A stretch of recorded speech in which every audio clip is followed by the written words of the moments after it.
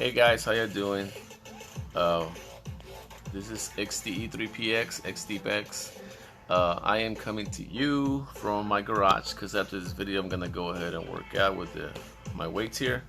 However, I want to actually spotlight the Water Cannon Girl, who I luckily summoned months ago.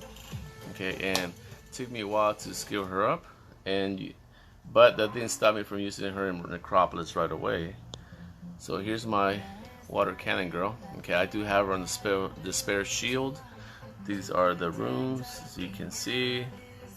They're not all maxed. Okay. This is her speed. She's really fast, faster than she has to be for Necropolis.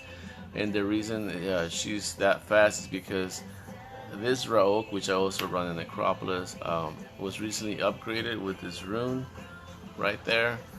20 speed. I got that rune from the last event, the annual six-year event.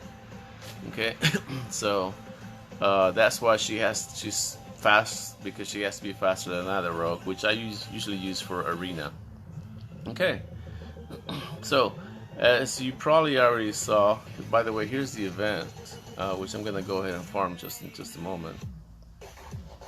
Okay, as you probably already saw, she is not awakened, and the reason I have not awakened her is because when she gets to the boss, I don't want her to use her third skill, because her third skill is not really a multi-hit for the boss, right?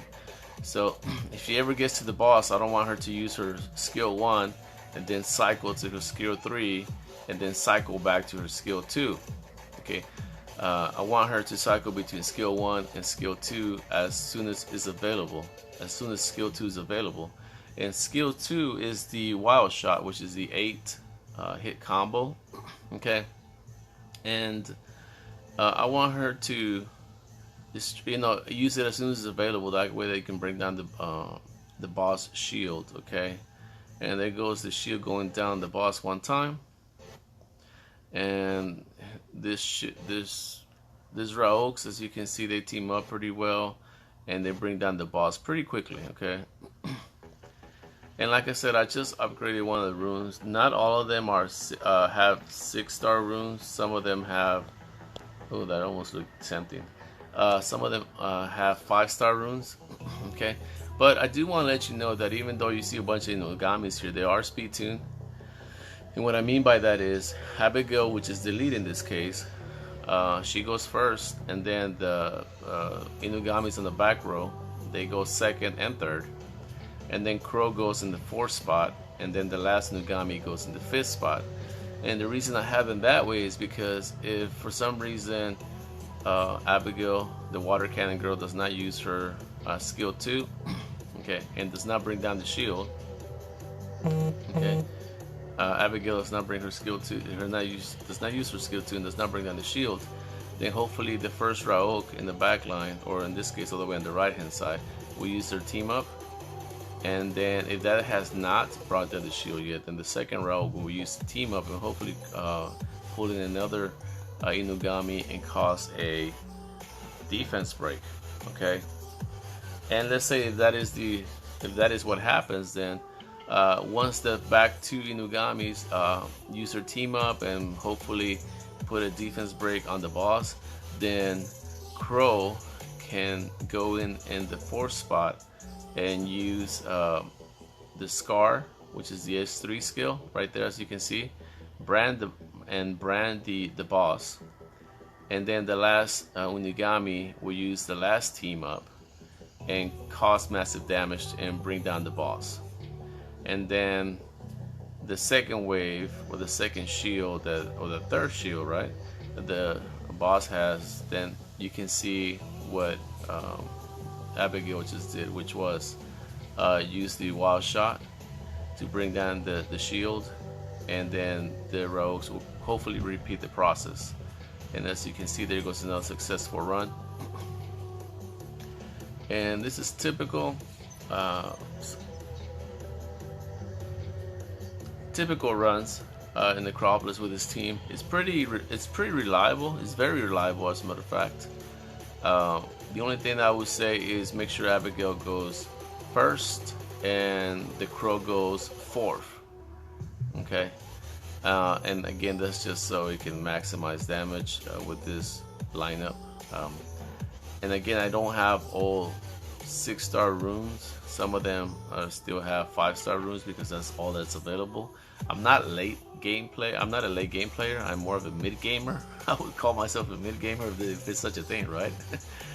But it works. And when I do farm, I farm with this team. Okay, I used to run the light cowgirl in the spot where the waterCannonGirl is, and that's because the light cowgirl has that slow debuff. Okay, and after all the Nugamis goes and the shield's down, then the light cowgirl will go ahead and apply her slow debuff, and it worked just fine. It worked just fine. However, it was not as fast as this team. Okay, so once I summoned this light cannon girl, and I think she's really has a neat design, by the way. Once I summoned this cannon girl, I decided to plug her in and put her play right away, and found out that it was successful. And I know you have seen other YouTubers like Schizophrenic Gamer and Shaitsu. I think Shaitsu also gave me the idea to run her right here. But you know, it's very reliable, it's very good, and as you can see, it works just fine. Okay, so if you are going to plan to use her for this Necropolis, consider not awaken her. Okay, that way she can cycle through her skills faster. Anyways, guys, that's it. Tell me what you think. Leave a comment. If you run the faster team, which I know there's a lot of more faster teams, so let me know what they are. Maybe I will build them in the future, but for now, this is working just fine, and I'm happy with it. And I get a lot of rewards from running this team in multiple dungeons. And if you want to see that, that's another video. Anyways, leave a comment, leave a like, tell me what you think, and peace out. Good luck summoning with all your future summons. Bye, take care.